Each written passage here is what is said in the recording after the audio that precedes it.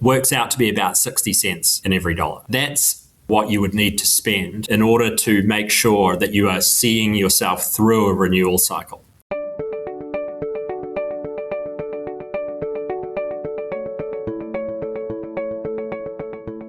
Welcome back to Infrastructure Connections. Today we're speaking with Geoff Cooper, the Chief Executive of the New Zealand Infrastructure Commission, and we're trying to answer three questions. Why is infrastructure so expensive right now? How much should we ideally spend on it? And where do we make those dollars count? He's earned his master's in urbanization, finance, and economics from Princeton University, and he served in roles for Auckland Council, the United Nations, the Reserve Bank of New York, and previously served as chief economist and director at PwC.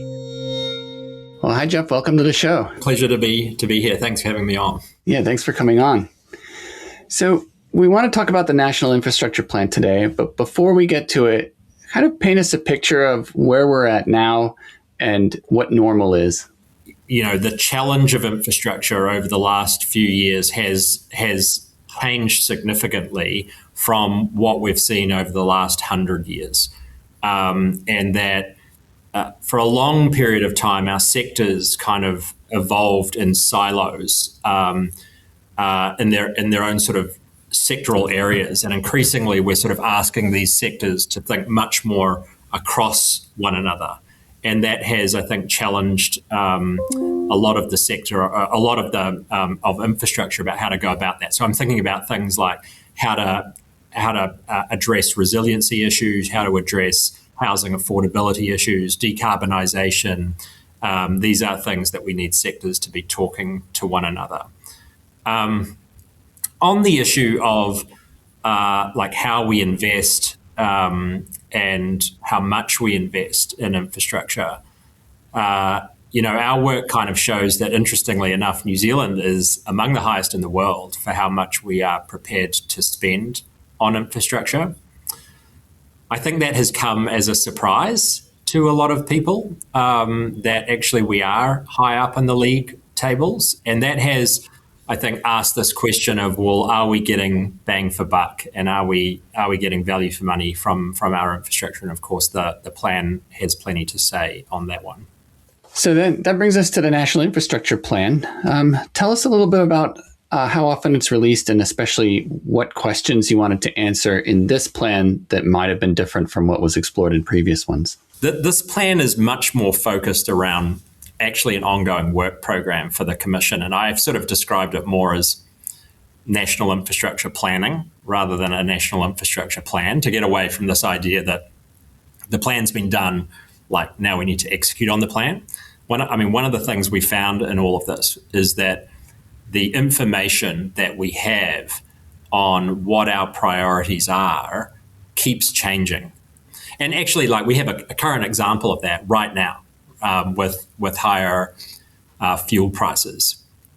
Higher fuel prices, has obviously very short run effects.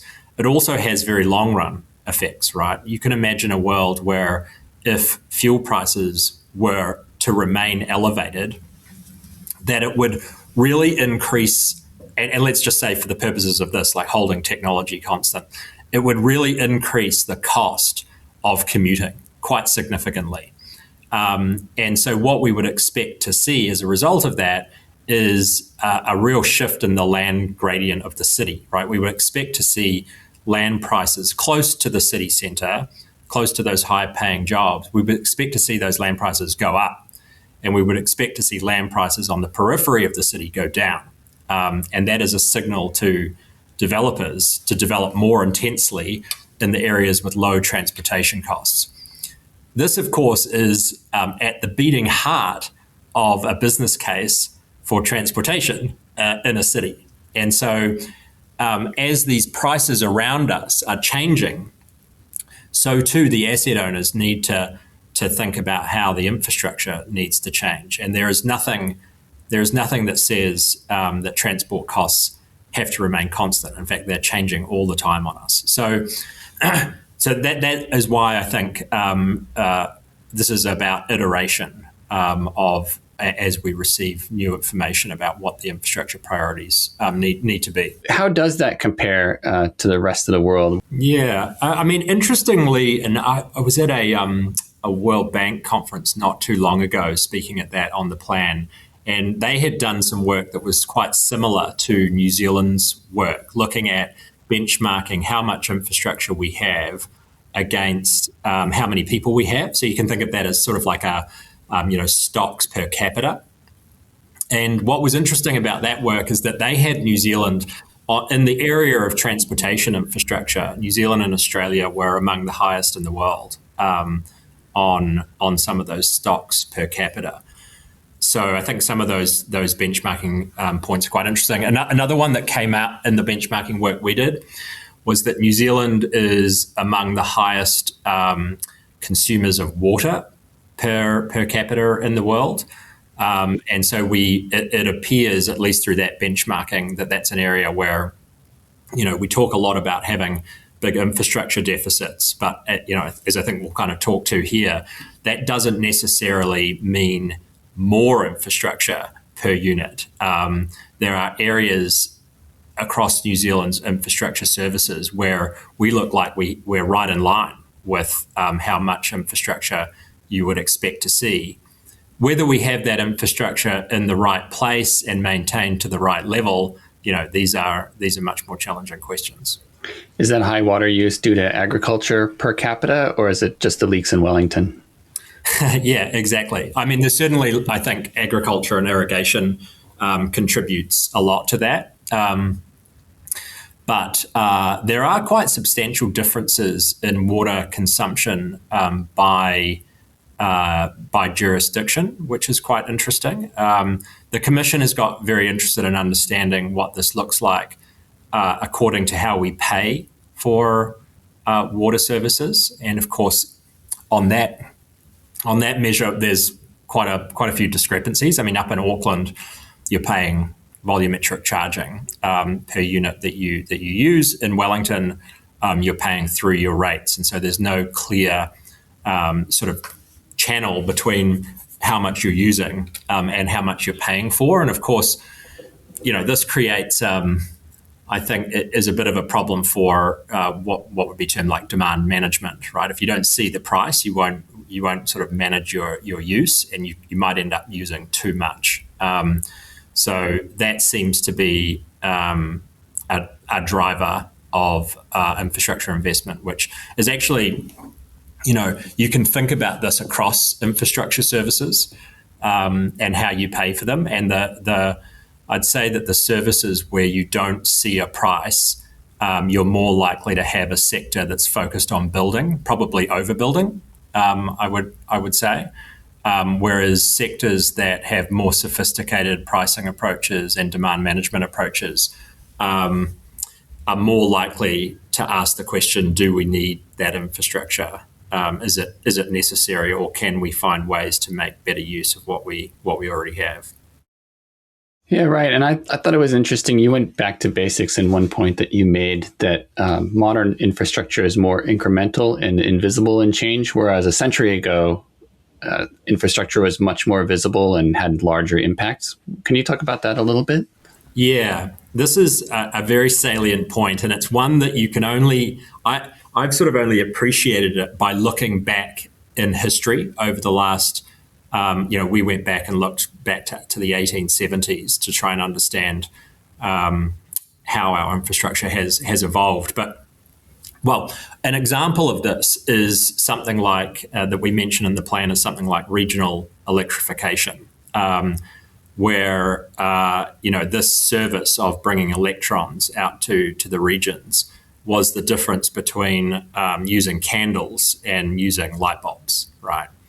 And these are like transformational shifts. The ability to move water into the home so that you don't need to go and get it. Or I'd say in the transportation space, some of these early investments are taking us from travel times that might be in the days to now in the hours. And these are such big structural changes that they are market movers in many ways. They create markets that might not have existed before.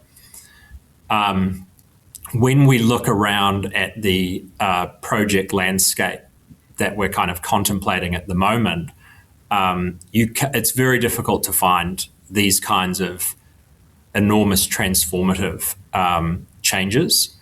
We're talking about transportation investments that largely are saving us, 10 minutes, maybe if we're lucky, 15 minutes. This kind of travel time savings, which is very much more at the margin, and at the same time, our infrastructure costs have gone up quite considerably, and so this is, I think, created a bit of a gap between our perceptions of what we need or would like, and as a country, what we can sort of afford to maintain, given the benefits of some of these projects.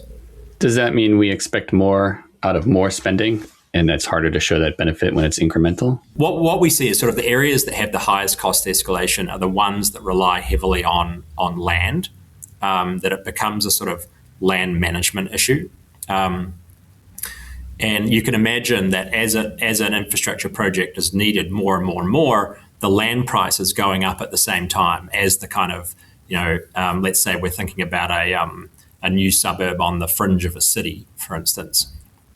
And as the sort of impetus to grow the city and push out it increases, the land value goes up on the edge of the city as well. And that means that infrastructure is sort of in a world of chasing its own tail, because just as the service is needed on the edge of the city, the land price is going up as well and is making it more expensive to deliver that service. And so, in a world where you've got forward-looking infrastructure planning, you might have purchased the land before the prices went up.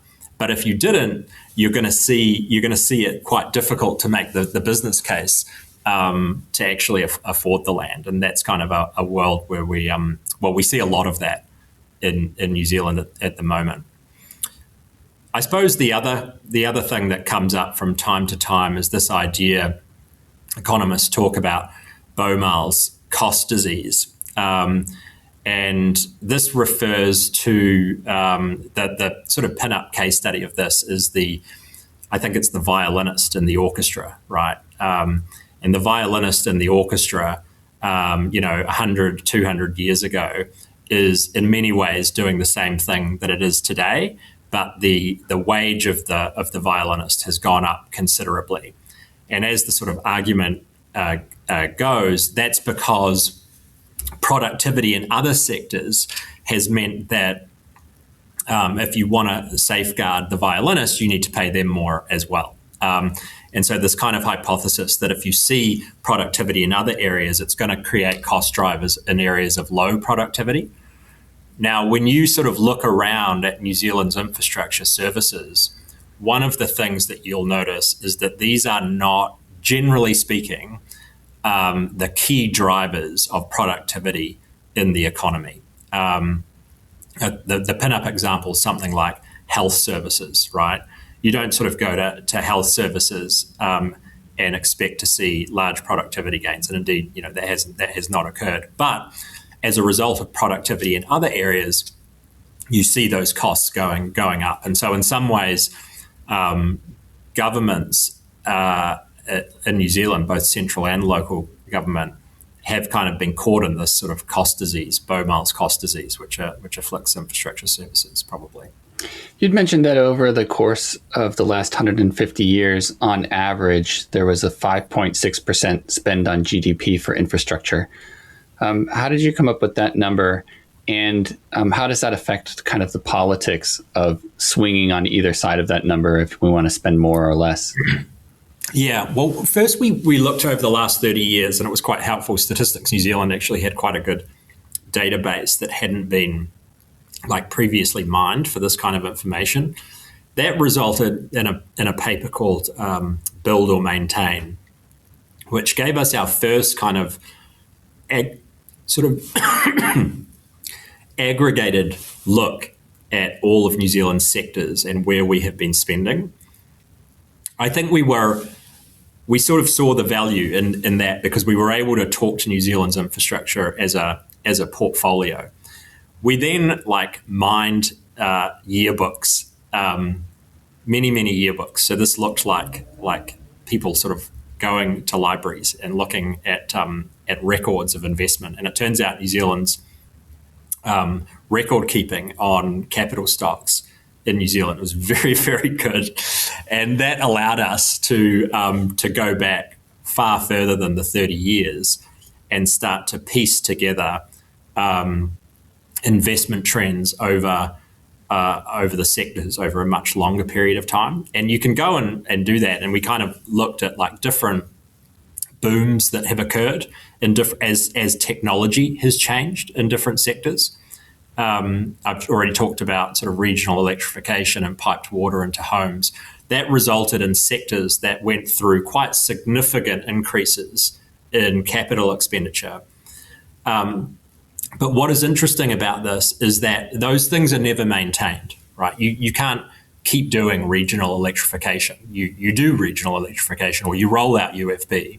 And unless there is another big technological change, you would expect to see investment levels start to moderate back down to a level that's much more around maintenance and renewals of those assets, and some tactical increases in capacity for growth, essentially, among bits and pieces of other things, but essentially a renewals and maintenance story for mature networks. So when we brought all of this together, one of the observations we made was that, yeah, you're quite right. New Zealand's historic spending is in the order of 5.6%. But more than that, we were able to see that most of the time, New Zealand spends somewhere between 5 and 7% of GDP.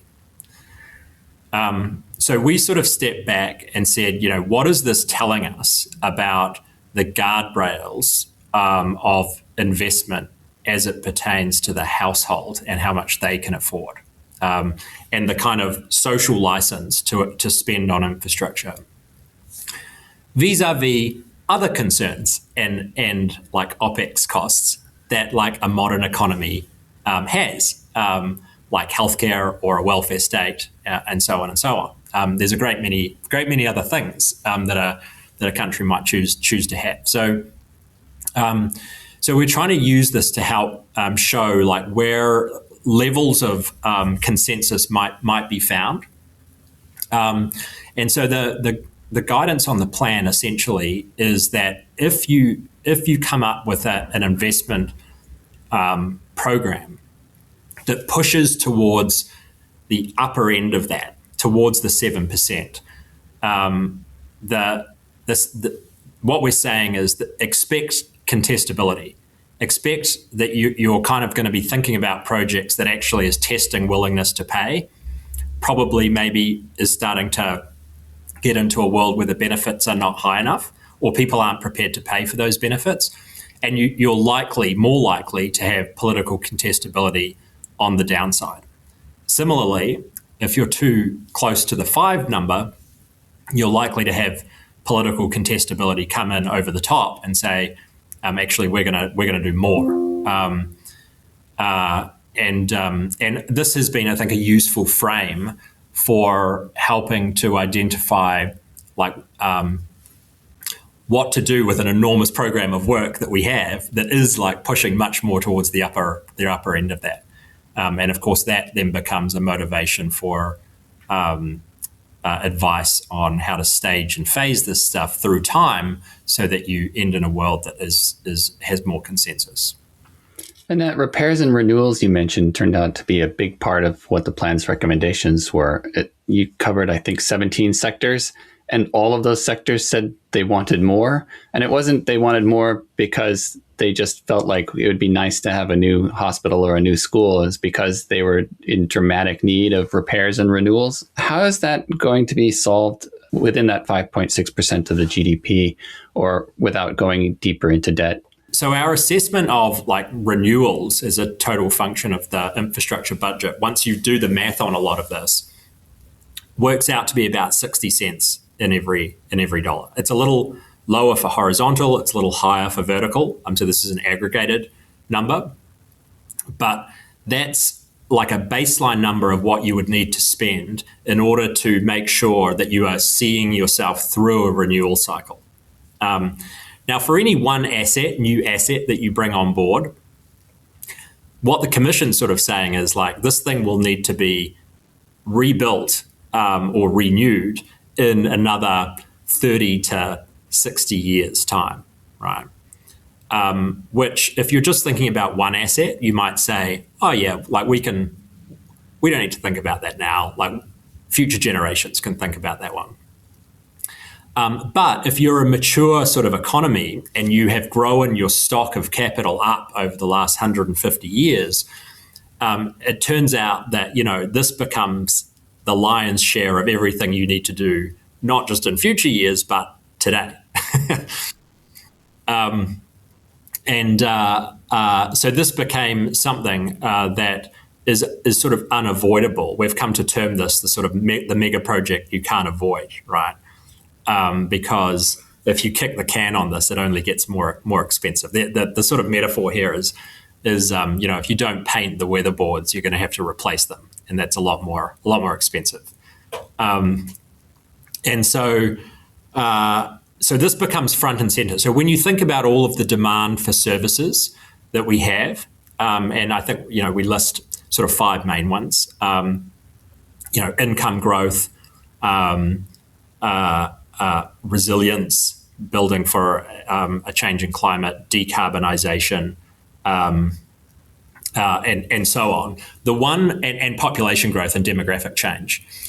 The one that is the largest and is actually driving just the most significant amount of investment by country mile, by a long way, is this renewals piece. And so the growth part actually doesn't change the story as much as you might expect it to. So I think, we have tried to just right size like what the sort of story of investment looks like here. Just on your earlier comment, though, you sort of made this comment that many sectors say that they want to invest more in new services. That is broadly speaking true. There is an exception, though. The exception is in the area of regulated utilities, right? And you can think of regulated utilities as being areas where the revenue is ring-fenced to the asset, right?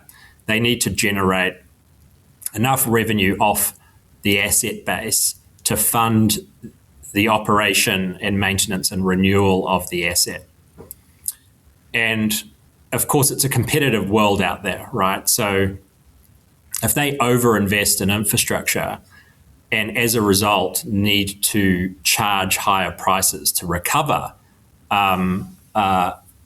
the costs of holding that infrastructure, and as a result, the price is really high, and so the demand falls, they are in a very precarious situation of not having enough revenue to sustain their infrastructure, and that's called like going out of business. That's where we're at with the gas infrastructure, right?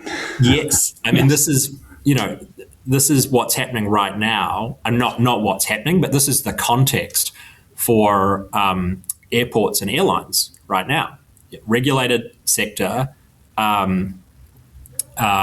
with a certain amount of infrastructure, higher prices still need to recover to pay for the infrastructure, but the higher prices are resulting in less demand. And so I guess what I would sort of say about this from these sectors, we have a much more cautious representation of what is required on the infrastructure front because the consequences of overbuilding can be disastrous. And so it is interesting to contrast what the governance model of a particular service does to the projection of whether or not you need more infrastructure. So it sounds like repairs and renewals are the mega project that we have to build every year. And that doesn't leave much left over for the other mega projects that we want to build. How do we approach building the right ones at the right time, the ones that we really need? What we did in this space is look at actual growth paths for different services and projections for growth over the last 10, 20 years for different services. The example here is something like our projection on inmates for prison capacity. And this is an area where we can't get the direction right. Like regularly we're saying it will grow and then it declines, or we'll say it declines and then it grows. These things are much more uncertain than I think is obvious probably to the public. Another example is in the education space, where schooling projections at the high end are growing, in the base case are sort of like stagnating or slightly declining, and in the low case are significantly declining. So this is a sector that probably looks more like type 2 than type 1. And you mentioned that was largely because of the population aging that's becoming a challenge. That's right. This is one of the big structural changes that New Zealand is undergoing, but actually not just New Zealand, like all of the West, that as we're aging, we use infrastructure services so very differently. If you think about schooling infrastructure, that's something that predominantly we use under the age of 20, there or thereabouts, maybe 25. Hospital infrastructure is something we use a lot more over the age of 65. But then you can think about something like transportation infrastructure, right? Commuting. That is something that we use overwhelmingly in the working age population. And that is what's reflected in our forward guidance. It's why we see a relative decline in the amount required for land transport compared to a doubling for aged care services. But when you look at Japan and how it is adapting to demographic change, I think what they're doing is very, very interesting. The first thing is that they are trying to shrink their cities.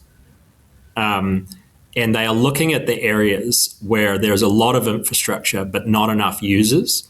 And they are forward signaling that these are going to be areas that they're no longer going to look through a renewal cycle. In other words, we can't as a society afford to keep maintaining and renewing infrastructure that has less and less people around it. And they're kind of identifying that those areas are on the periphery of cities, that it is the areas closer to the center with more density that have more users around the infrastructure that can then see it through a renewal cycle. I guess it's also useful that age is entirely predictable. So you can predict when that's going to become an issue because people age at a very regular rate. I think that's right. Of all the kind of like uncertainty that you see for services, one thing that's very striking about demographics and aging particularly is that the confidence interval around the projection is very tight. Well, I did want to bring into the discussion the resilience and the sustainability issues. One of the most interesting things to me about the report was that it found that the cover for annual loss events such as large storms and climate change events are 0.27% of GDP. That's the cost. Can you talk about that a little bit, how you came to that number and what that means? Yeah, so this is some work we did with Earth Sciences, looking at annual expected losses for infrastructure. So this is kind of like the way to interpret this number is that if you kind of smoothed all of the natural hazard events that we experience in New Zealand over time, then every year you can expect to see sort of an additional kind of depreciation on the asset of about 0.27%. It's a sort of it's a smaller number than I think people were expecting, and one of the reasons for that is because The renewal number is in addition to that. And so if, in a world where a bridge gets taken out, we're not counting the full cost of the bridge because the bridge needed to be renewed anyway, right? So essentially what we're doing is we are bringing the renewal cycle, we're shortening the renewal cycle. So it's a little bit like having a higher depreciation rate than you might otherwise have thought. So if you are sort of managing your assets through a renewal cycle really well, this looks like actually quite a manageable problem. It does require thinking about 0.27% of GDP, which is not an insignificant number, but it shouldn't break the bank if it's like managed well. But the sort of, I think, salient point here is that these events don't happen consistently in a smooth way year after year. They are quite lumpy. And what it means is that if you are not saving and planning in those good years for the bad year, you're going to get to the bad year and it's all going to come at once and the number's going to be a lot higher than 0.27. And the hands will go in the air and maybe what you'll need is some sort of government bailout. Now, this sort of comes back to how asset owners think about these costs and how they insure their assets. And some parts of our infrastructure system are very well insured. We saw that with the Christchurch earthquake, either sort of publicly or privately in many cases. But a lot of our assets are not, right? The Office of the Auditor General looked at public infrastructure. This is getting pretty old now. It's about 10 plus years ago, and concluded that in the order of about half of our public infrastructure is not insured. What does this look like? It looks like places that are having service outages of expensive assets that have relatively low usage to get harder and harder to deal with shorter renewal cycles, right? So think about roads in highly exposed locations that are connecting pretty small places. These are ones that start to look really difficult to fund in a world where it's a repeat event taking out the road every few years. So looking out at the plan and how it impacts the public, what's the one thing that you think our listeners could do to actually make an impact on the infrastructure that gets built and how that money gets spent? My sort of, I suppose, appeal to folks working in the infrastructure space is to like really cast your eye over the broader horizon, like not just the project or the sector that you're working on, but what is going on across all of the many needs that New Zealand has. What are the pressures on the household balance sheet? And really be system thinkers about infrastructure, not just here's my thing, and my thing is like really important. That sort of holistic view across everything that we're kind of dealing with here seems to me to be really important. We've termed this as being like portfolio management, thinking about cross portfolios. And the world that we are looking at now is going to need much more of this thinking than it has in the past, for the reasons I've kind of outlined previously. So I think that this is like a very good place to end, right? Is to this provocation of like cast your eyes and look around and see the challenges that are outside that people are sort of facing or will be facing. This has been a fascinating conversation. I think I could talk to you about this for hours, but we do have to end somewhere. So thank you very much for being on the show. Cheers. Thanks, Seth. And thank you for listening to another episode of Infrastructure Connections. Please take a moment to follow us wherever you get your podcasts, and we want to know what you think. Leave a message down below or write to us at the Infrastructure Sustainability Council and let us know who you'd like to listen to next. Until then, stay tuned for the next episode of Infrastructure Connections.